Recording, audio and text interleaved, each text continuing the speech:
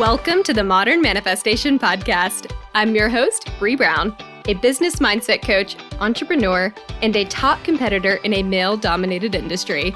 I'm a native Texan, the youngest of all brothers, and a lettuce-hating, wine-loving, curses like a sailor, recovering perfectionist. I've spent over a decade building my commission-based career, and my life's purpose is helping other women achieve the same multi-six-figure success I achieved before I was 25. I have a passion for helping women with mindset, money, and manifestation skills to help every young woman realize her full potential. If you're looking for vulnerable conversations, professional development, inspiration, or even a kick in the ass to get you motivated, you have come to the right place. Thanks for checking out the Modern Manifestation Podcast. Now let's jump right in to today's topic.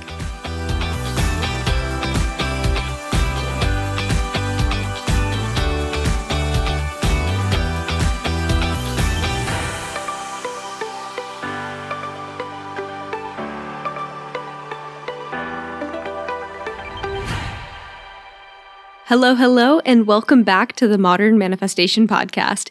In this episode, we are going to talk about branding, because branding is a huge part of your identity. And as I always say, you are manifesting your identity, who and what you are. But that also includes how you are perceived by others and how you go about presenting yourself to others. Because at the end of the day, we're all selling something, every one of us. Whether it is our firm or our company, a product, a service, your reputation, the service that you can provide to an employer, we're all trying to sell something at some point. So I think it's important that as we talk about manifestation, we also look at how we are being perceived and what our branding and image is. And a lot of you that have actually reached out to me via Instagram are business owners. So I thought bringing in a branding expert would be great for anyone that is either looking to start a business or may have their own or potentially just wants to bring a new perspective to your current company, right? Maybe y'all are having discussions about branding or there's some conversation that you want to weigh in and have a little bit more feedback to bring. So I am so excited about today's speaker. She is a branding guru, and I wanted to bring her in because of her experience working in an executive role within the corporate world before starting her own business, right? So whether you have started your own business or you are in the corporate world, she can really speak to both in this conversation. So with that, I introduce you to Aleya Harris, owner and founder of Flourish Marketing. Good afternoon, Aleya. How are you? I am good. How are you? Great. Thank you for asking. It's getting a little warm in Texas, but I know you're from California, so I'm sure the weather is much nicer over there. Yeah, California it's 70 degrees and sunny out here. I am really jealous of your 70-degree weather. I'm not going to lie. Well, I know branding means a lot of things to a lot of different people, so I would love it if we could just kick things off with you describing to the audience what your specific niche is within the branding world. Sure. So my name is Aleya Harris, and I am the owner and founder of Flourish Marketing. We are a marketing agency that helps business owners make money doing what they love. I particularly love working with women-owned businesses because often we might make money, we're trying to side hustle, we're trying to become business owners, we're already business owners, but we aren't able to truly tap into our revenue-generating potential because you don't market. And often people try to market, but they're like, I don't really know how to market. I think that I need to post on social. So we help them transcend that to develop real strategies. And also we do copywriting, web design, social media, all of the above to make sure that people can turn their talent into treasure. How did you get into branding? And then why did you become so passionate to start your own business? I actually am doing something that I went to school for, shock and awe. I went to the University of Southern California and I majored in business. And then I had a minor I guess it was an emphasis in marketing. And I worked in, the fashion and the cosmetic industries. And I was like, I don't know about that. Then I actually went to culinary school and became a chef. And that was when I learned the beauty of having a trade and having something that no one could take away from you, being able to feel that sense of accomplishment and confidence that comes from being able to do something with your hands and having a skill. And then I, rose to the ranks and became an executive, a head of marketing for a large corporate food service and facilities management company. And then I looked around and I said, you know what? I have this experience. I've made money. I've owned a business before, but I want to get back in touch with those who are still in the beginning stages of bringing their passions to the forefront. They're trying to really manifest their dreams or trying to make it all happen. And how do I do that? Well, I opened up my own business. And so then here we are today. And I love it because that's exactly who I get to work with. People who are trying to do really great things in the world and be great to other people and at the same time make money, because just because you're doing good things doesn't mean you have to be broke. I am not a believer in that. I think you can help other people do good and do good for your bank account at the same time. Yes. And you hit on such an important point. There are a lot of people that tend to put together in one little box that if you are a person that is wealthy or a person that has monetary abundance, then you could also be a bad person or you're normally a bad person. It's like, no, you can do good shit in this world and make money. Absolutely. It's all about your mindset around the money. You hit on something in terms of entrepreneurism and how you were working for corporations. You were tired of all of the things that came with that and then stepped outside and decided to own your own business. What really helped you get to that decision-making point? And then what was this telltale sign for you where you were like, I'm ready to step out of this corporate box and into my own business? Well, Brie, I would love to sit here and tell you that it was a voluntary decision, but it was not. I was laid off. But I will tell you, it was one of those layoffs where it was not only a blessing in disguise, but it was literally something I had been praying for. So this is how my prayers went while I was still working my full-time job. And I had golden handcuffs. I was making good money, but I was like, but I really want to leave. So my prayer sounded something like, hey, Father, Mother, God, please give me the ability to take this. Because I started the company before I left. Please give me the ability to take this, so I can match my income, and then I'll quit. Then I'll quit. I promise I'll quit, but I hate it here. I hate it. But then I'll quit, I promise.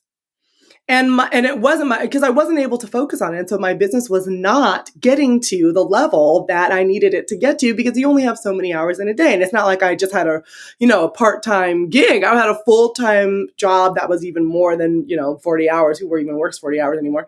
More than 40 hours a week. So God heard my actual prayer underneath the prayer, right? God, the universe, I like to say Father, Mother, God, the light, whatever you want to call it, heard the actual prayer of, I don't like this and I'm scared. That was what the prayer really was. I don't like what I'm doing right now. I know I want to do something else. I know I want to help people. I know I want to connect with people, but I'm scared because I don't see it yet. Mm-hmm. I don't see the financial blessings yet. I don't see them in my hand. They're not in my pocket. And I don't know what I'm going to do. So keep me here until that everything feels super comfortable. And unfortunately, that's not how life works. That's not how change works. In order to really move forward, you have to go outside of your comfort zone. So the universe was like, okay, girl, we got you. Boom. So, and it was totally unexpected. Like, my company had just spent $10,000 on me to get me certified in the certification that I adore now, the StoryBrand certified guide that I am now. They had just spent $10,000 to do that. Then they laid me off 2 weeks after that. So it was not like I saw this coming, right? But I should have, because then I used that certification to help me build my business. The problem came in the transition, because I had to really have a quick moment of realization after I got laid off of I was ready, even though my bank account wasn't ready. And really what the issue was is that I had a lack of confidence. I needed to realize that I had everything I needed to build a business. And not only did I end up building a business, a successful business, but I built it in the middle of a pandemic from scratch. So If you are deciding that you're like, when is it time to quit or when is it time to get laid off? I don't know if it's ever a good time to get laid off. But if it's ever a time to get laid off, you ask yourself, do you have what you need? Right? Do you have everything that you need? And most likely you already have it within inside of you.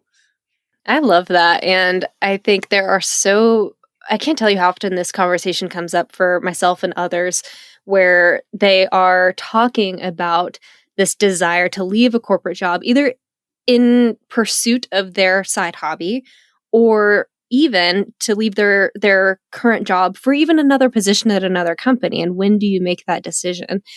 And I think it's interesting too that in a way, you were kind of forced to make this decision. It's like you were Yeah. clear, you had the clarity in what you wanted. You wanted a certain list of things, and you had an expectation that once I hit this certain threshold, we're good to go. I'm going to go ahead and just focus full time. And yet the universe was like, or God or love or whatever you want to call it, was like, actually, I think the lesson you need to learn right now is that self-worth, that confidence thing. So I'm just going to push you off the ledge and you're going to fly and it's going to be beautiful. And yet depending on the mindset you have when that happens, you could either take that as this is a really beautiful moment for me to explore this new thing for myself, or I could take this as the universe saying that I have no business being in this world. And it's wonderful that you took that in the positive way. It's like, no, sometimes I think it's Gabby Bernstein that has that beautiful quote where she says something like, obstacles are really detours in the right direction. It's like, that is so true. Absolutely. The universe actually works everything out for your good. Absolutely. And I know you talked a little bit before I press record. You mentioned whenever you were within corporate, you had this identity about yourself and you felt that you were a part of this, just by nature of working for corporations. There are certain expectations, there are certain brands that the corporation expects you to have. And you can call that being in a box, or you can call that just not really honoring your authentic self at times. So I'm curious if you could talk to the audience about what brought you the foresight to step out of that. And then how is that different now that you're an entrepreneur and trying to cultivate this new identity? Yeah, that's absolutely a great question. One of the things that I had to notice is that I was in a box. And I noticed it when I was still working full time. When so I was like, oh, I don't feel like, if I traveled a lot and I would put on this outfit or that outfit, because that makes me seem like I'm whatever, more professional, more competent, whatever it was, whatever image I felt like I needed to put out in the world. Mm-hmm. And I was like, oh man, I really just wish that I could wear this, or I could wear this bright color, or I could do whatever I wanted, but that's probably not appropriate, right? So I realized that there was a box, but it didn't take me, it took me until it took me until I was laid off to really understand that I had so much freedom. When I got the news that I was laid off, I had two feelings: freedom and fear. Fear mostly because of finances, and kind of only because of finances. Like, oh, that was my main stream of income. What am I going to do now? But the freedom came from, now I can do and be who I want to. I can explore the inner worlds that I've always been exploring. So I am an active, meditator. I have a strong relationship with spirit and the spiritual world. I'm very much into working from the inside out, right? But I wasn't able to truly bring all of that into my role in my business. And if you talked about it, they'd be like, that's inappropriate. That's religious talk. And I'm like, it's actually not religious. I'm just sharing you what's in my heart. Now I could talk about whatever I wanted to, right? The problem was starting to feel comfortable with that and actually even knowing what was still left in that box I had created for myself. It had been so long since I had really truly stepped into the fullness of who I was that I wasn't even quite sure who that was. I had to get to know myself all over again. And realize that the person that I was before I stuffed all that stuff away in the box that I felt was inappropriate or wouldn't get me ahead, that person is not the same person I wanted to be. I had the opportunity to cultivate my fullest expression of who Aleya Harris is, and I have enjoyed it. But it did take a while. I had questions like, well, is this okay? Is that okay? Can I do that? Can I say that? Or for me, especially as a Black female, can I wear my hair that way? Will people think that I'm like not professional? I don't know what I'm talking about if I put my hair in braids or whatever. And I just let it all go. When I first started, and just in general, I wear my hair straight, I wear my hair curly. I was wearing my hair straight all the time, because that was the professional look, quote unquote. Then I was like, well, but what if I wanted to put some braids in because I just don't feel like doing my hair for a couple weeks? Like, is that okay? Yes, it's okay. Yes. If you're listening and you're like, is this okay? Yes, it's okay. If inside you want to wear what you want, dress your hair up as you want, speak how you want, speak your mind, it's okay. As long as you are kind to yourself and others, you are doing the right thing. If you're being called to speak on a topic that might make you uncomfortable, right? So, for example, during last year, the resurgence of kind of like the second civil rights movement in our country and the resurgence of white supremacy and the focus on anti-racism, I felt called in my heart to say something.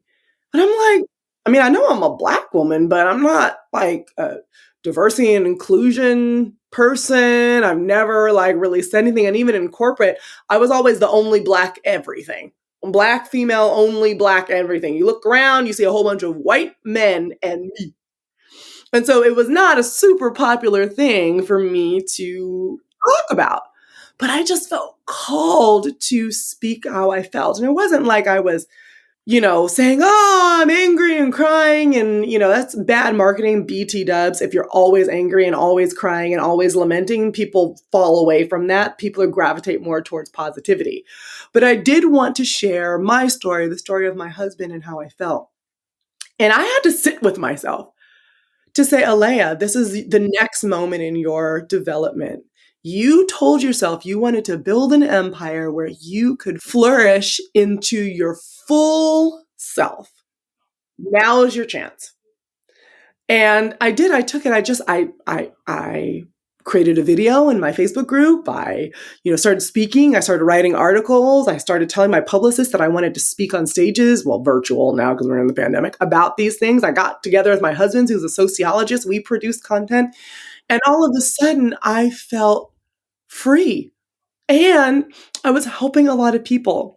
I got feedback from a lot of business owners. Black business owners were like, wow, we're so great that we can see someone like you talking about what we care about, and allies that are like, thank you for educating me. Thank you for partnering with me.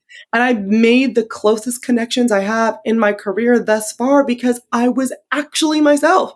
And that's who I attracted, people that liked me for me with all of the things that I had to say.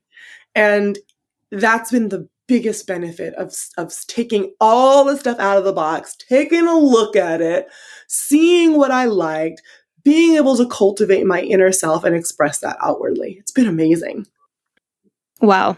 Thank you for just sharing and being open with us about that part of your journey. And if you're willing to share it with me, I would love to link the content you created in the show notes to help people engage with the conversation around anti-racism and help educate people from your perspective. And man, I just really loved everything you just shared, and I recognize that being a white female in a male-dominated industry is a very different experience than yours, and yet your comments about trying to fit in with a sort of corporate uniform just really, really resonates with me, because when I first got into corporate real estate, it was, and is, to be honest, extremely male-dominated, and I felt this intense pressure to be less girly and to become one of the guys. So I felt pressured to go out and buy all these neutral, the grays, the blacks, the khaki pantsuits and wear them every day to work. And it's almost like you were issued the patent leather shoes that they all had. And, we kind of joked that they would wear the same shit and match each other every day. Like they would all wear the navy blue pants with the brown leather shoes, the brown belt, the white button-up shirt. And it's just like standard issue. The shirt might be light blue if they're feeling fancy. Might get crazy with some pinstripes and call it freaking Wacky Wednesday. Woo! So here I am avoiding bright colors. I'm toning down my voice, thinking that I just need to buy more pantsuits. It's almost like I was trying to masculize is it masculize? It's not even a word. Masculinate or really just embrace this masculine energy of like, I need a pantsuit. Yeah, I would do the same thing. I purposely didn't wear like things that made me look super feminine. And I'm girly, like girly girl, like pink lipstick, favorite colors pink, unabashedly girly. But I would be like, no, I'm gonna wear black. Yes. I know. When I had that same experience, it's like 3 years ago, I had like a total wardrobe shift where all my pantsuits were donated. And I just went out and got like all the colorful shit. Like I love scarves, went and got like a bunch of silk scarves to like tie to my purses and crap. And was like, I'm getting Meryl Streep and Devil Wears Prada in here because I cannot wear another damn pantsuit, especially like the brown pantsuit, the gray. I'm like, I'm done. I can't do that anymore. And I don't mean to talk about wardrobe the whole time, but that carried into not only what I was doing physically with my clothing, but that carried into how I carried out myself in a conversation, how I presented myself to clients. And I was very much struggling with this internal conflict of why is it that I feel like I'm not doing well at this job and I feel like they're doing so much better. And a big part of that was just the mindset. It's like, well, you are doing it as well as they are. The problem is that you don't feel true to yourself. And so you don't feel like you're doing a good job because intuitively we know that we're not honoring something in us. Yes. And we're not being congruent with our person. And it's like, when I finally realized that, I was like, I can be successful in this doing it my own way. And yes, they're not going to get it and they're not going to understand. And yes, I'm going to talk spiritual shit like manifestation and they're going to write me off in some cases. And that's fine because it's working for me and I'm going to continue down it in this path. And when I finally realized that, it's like I stripped off the layer, like literally these pantsuit layers of clothing and just stepped into like, okay, new wardrobe, new me. Like I'm just embracing who I am. And it's really like you're just stepping into your own personal brand that's always been there. Absolutely. How does branding just relate to everything in life, and why is it so important for people to keep to the forefront of their minds?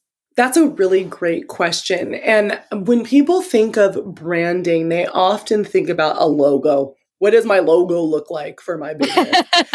Don't use Times New Roman. No. I would take Times New Roman over Comic Sans any day. Or papyrus. So if you feel attacked and those are the colors, the fonts you're using, just change them. No one will know. You don't even have to tell us. But people think of your logo as the starting point. Oh, I need a brand. I need to get a logo. Actually, the logo is something that you work towards. Think of your logo as your award for crossing your brand finish line. Your brand doesn't start with colors or fonts or even images. Your brand starts off with words, pretty simple words, actually. The first one is the problem that you solve. What problem do you solve for your clients? What challenge or pain point do you solve? Mm-hmm. So, for example, if you're like, I want to be a cake maker, I want to open up a bakery. Well, you might have a problem to solve if there's no cake makers that do what you do in your area. You do not have a problem to solve if there are 40 in a 2-block radius, right? So you need to think about, am I solving a problem? If you're not solving a problem, you will not make any money because no one cares about you starting a business. 0 people care. People Google things because they are concerned about how to solve a problem. They're going to type in that search, bakery near me. And if there are 20 and you can't stand out, then people will not buy from you. So that's the first thing. What problem do you solve? The second thing is, how do you solve it better than anyone else? Mm-hmm. Because there's really nothing new under the sun. And you need to get your ego out of it and realize that coaching business is not new. That framework that you're using, that you spent hours and days coming up with, probably is still similar to somebody else's framework, right?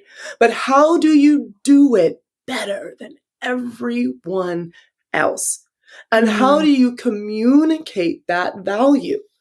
You need to be clear on the problem that you solve and how you communicate that you're the one to solve that problem for other people. And then you make it really easy for people to buy from you and to know how to buy from you. What is the buying process like, right? Then the fourth thing that you need to consider is, what is the transformation I give to people? So the transformation could be something super small. Like if you decided to start an apparel line, the transformation could be going from looking frumpy to feeling, frumpy and not confident to feeling confident and sexy, right? But it's an internal transformation. What is that internal transformation that you provide for people? Those answers to those 4 points will enable you to come up with the fonts, the colors, the logo, right? They'll even determine how you market your business. Because if you decide, actually, the problem that let's take a lingerie line, and you think that the problem that you're solving is women wanting to impress their significant other by putting on something sexy. And then you actually talk to some people who could be your ideal customer, and you're like, actually, they don't even care about anybody else. They're buying this because they look in the mirror and they want to strut around. They want to feel sexy in them themselves. Well, then you're not going to say in your marketing ads, get this for Valentine's Day so that special someone will be all over you. Nah, you're going to be like, girl, buy this on a Tuesday and wear this underneath that ugly power suit. So no matter where you are, you feel sexy, right? It's totally different, totally different. If your client is truly the client that wants to feel sexy for themselves when they buy your lingerie, they are not going to buy if that the first ad talking about feeling sexy on Valentine's Day. It's not going to speak to them. That also changes the way that your website is laid out and the photos that you use, as opposed to using sultry, sexy women in compromising positions. You might have photos of women that are, dancing on top of their bed in their sexy, lacy pajamas, or putting on a pantsuit and have their little sexy little bralette underneath, right? And they're like smiling and they're putting their stuff on. They're like, yeah, no matter what, I feel confident. I am me. Totally different branding approach. But you can't start there. You can't be like, well, what images do I want? How do I get a photographer? Oh, I need a website. All of the work, just like any true manifestation, starts inside. So you need to be like, who am I? What service am I providing to the world? And then what packaging will communicate that service to other people? And that is branding, as long as you don't use papyrus or Comic Sans. I love that. It's like branding is the external manifestation of what's going on with you. Absolutely. And how you operate in the world. Because one of the biggest mistakes I see a lot of new business owners make is they get super excited about what they're selling and they talk all about themselves. So if you were a jewelry maker and you're opening up your Etsy store, you started talking about, I love making jewelry. I've been making jewelry for this long. I made jewelry for my kids. I made jewelry for my cat. I made jewelry for my dog. I make all the jewelry. No one cares. No one cares. What they care about is your jewelry hypoallergenic? Because that's what I'm going to search for in Google and what I'm going to search for in the Etsy search bar. Is your jewelry, if you have like diamonds in your jewelry, are they conflict free, right? What is your return policy, right? Like how, if you use, like, I love, like I have a lot of Hamsa hands or Hand of Fatimas or whatever you want to call it. I like jewelry with that in there, but it's like this, there's in a lot of different religions that have that symbol. Like, is it pulling from the Judeo-Christian version of it? Is it the Muslim version? Like, what? Tell me about the jewelry, not about you. When you open your mouth to talk about yourself, it should be in relation to the jewelry. So if you've been making jewelry for 10 years, you talk about over the course of my 10 years as a jewelry designer, I have seen it all. I've made crowns for queens and collars for puppies. But here's why in my 10 years, I've learned enough that you should want to buy jewelry from me. That's how you should be talking about your business, always from the perspective of how you operate and serve in the world. So love that. So many wonderful points there. I think you hit the nail on the head with Yeah. branding as a holistic approach, really.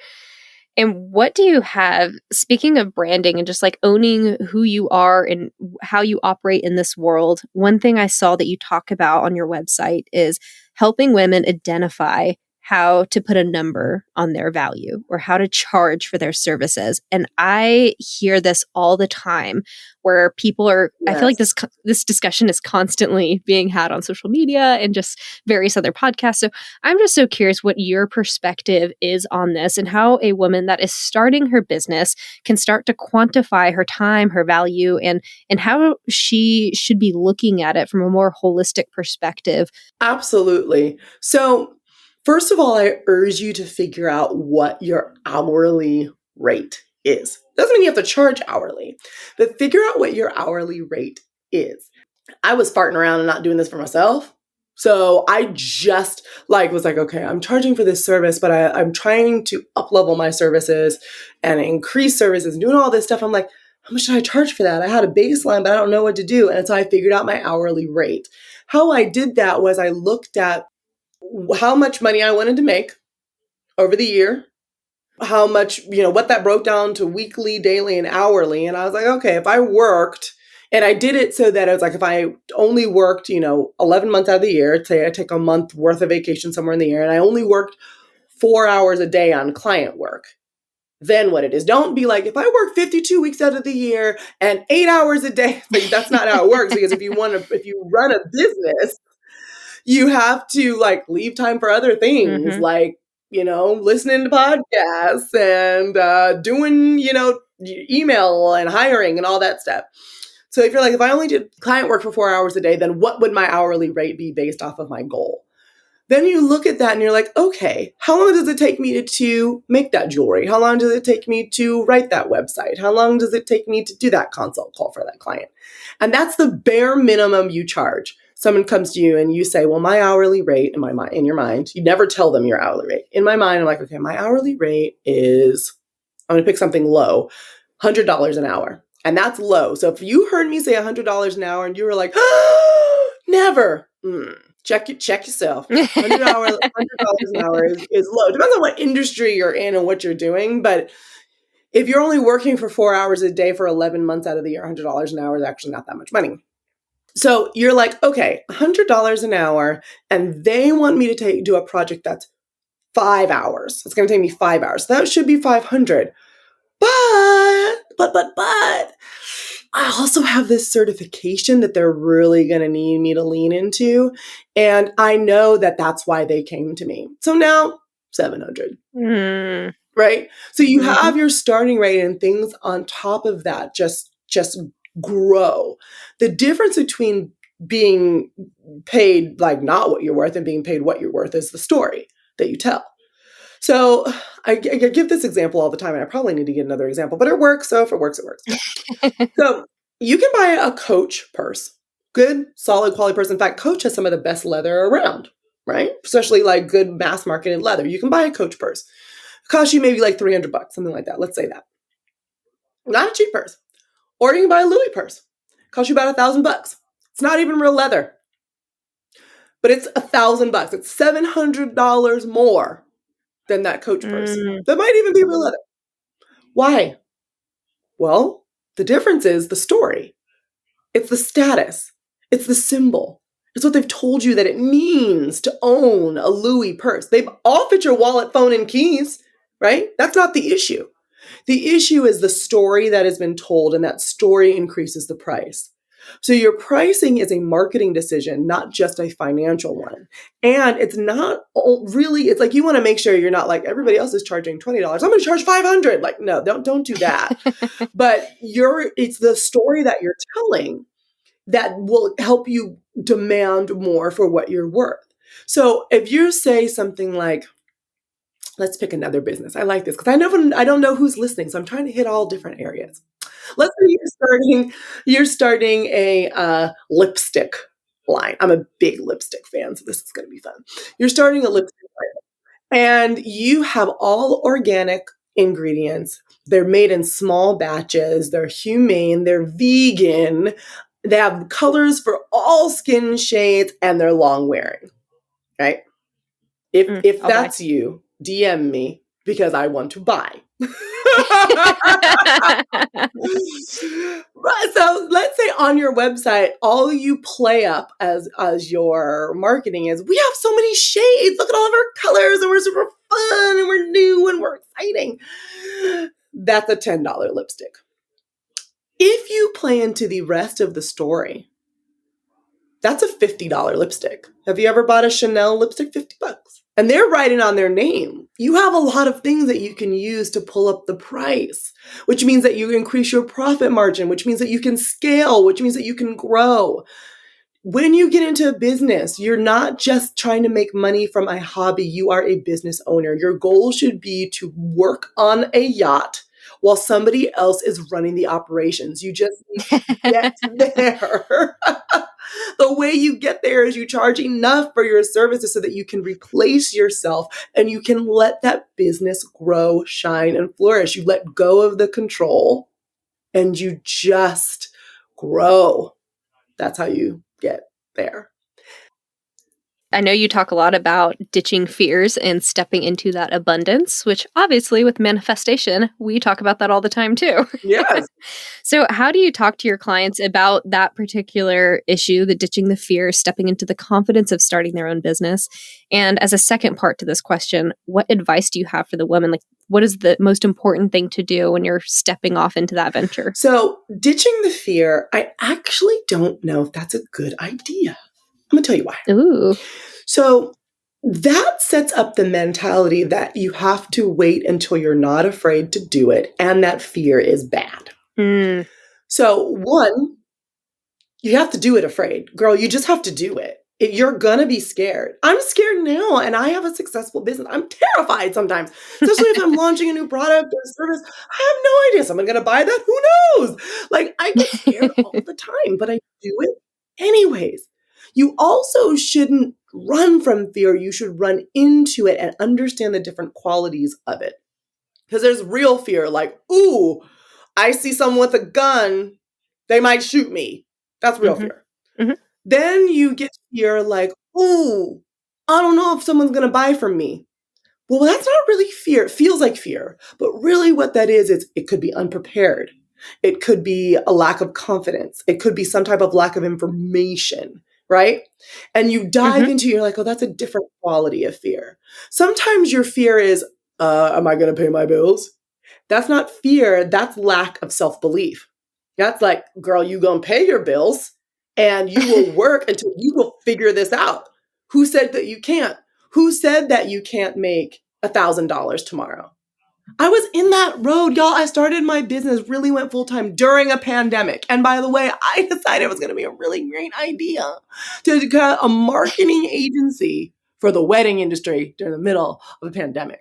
I understand not being able to pay bills. But you know what? I never suffered financial lack because I understood the quality of my fear. I said, well, this is fear. So like, you got to be like, don't deny it. Be like, no, I'm scared, but what am I scared about?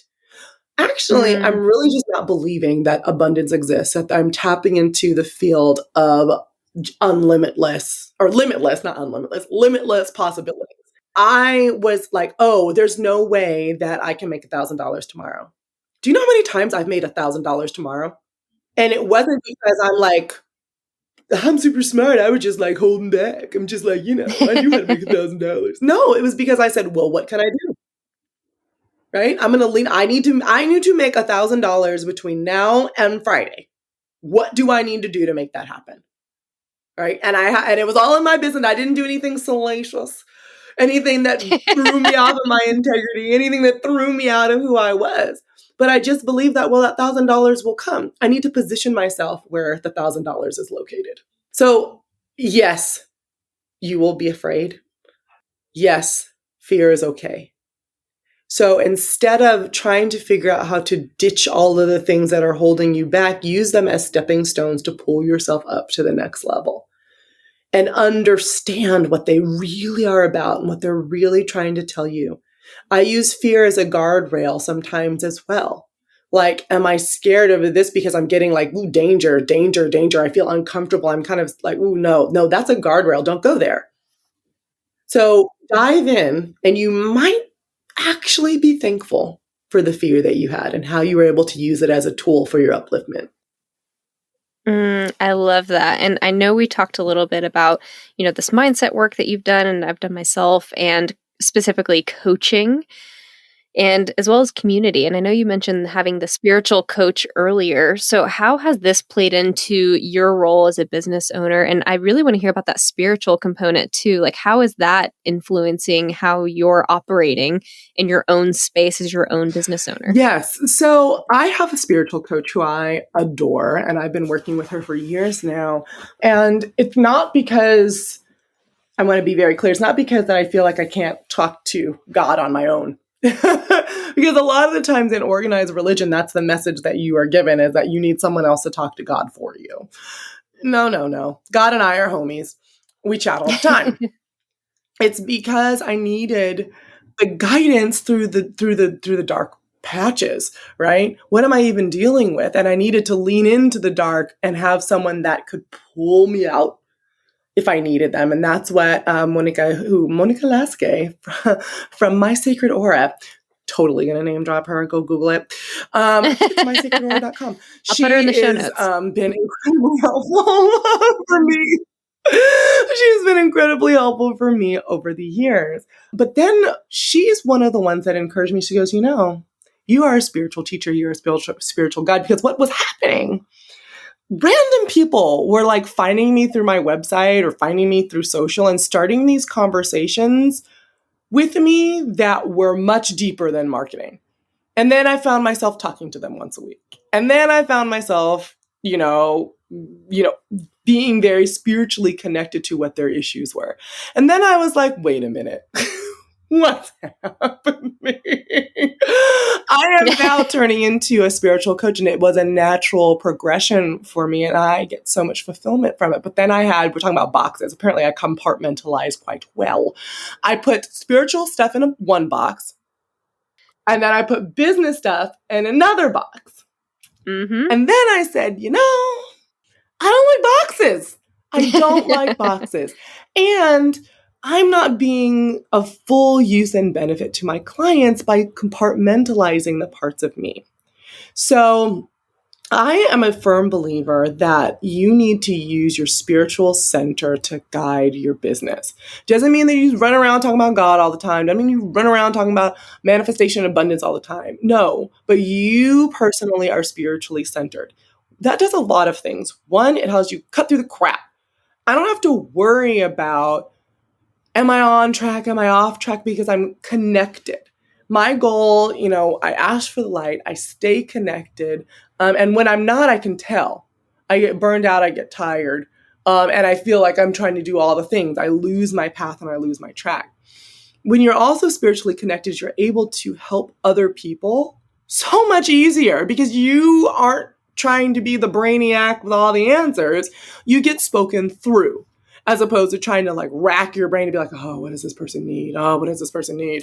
Right? It's like, oh, actually, I have a feeling that you actually need me to tell you to go take a nap. I know what you want is branding strategy. I get it.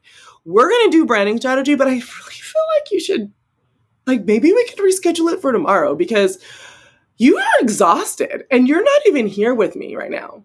I had that conversation with someone. She broke into tears. She goes, oh my God, you're so right. And I'm tired and I'm this and I'm that and I'm this. I'm like, yeah, I feel you, dog. I feel you. So when you're spiritually connected, when you're talking about manifestation, when you're talking about abundance, when you're working through your own crap, you are a much better business person.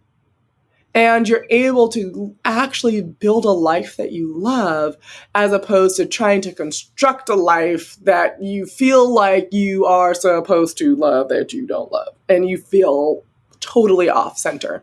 And you look back and you're like, oh, that business, yeah, I'm just going to go back to working my 9 to 5 because the business thing was just as much emotional labor. And it's not supposed to be that way. It's not supposed to be that way.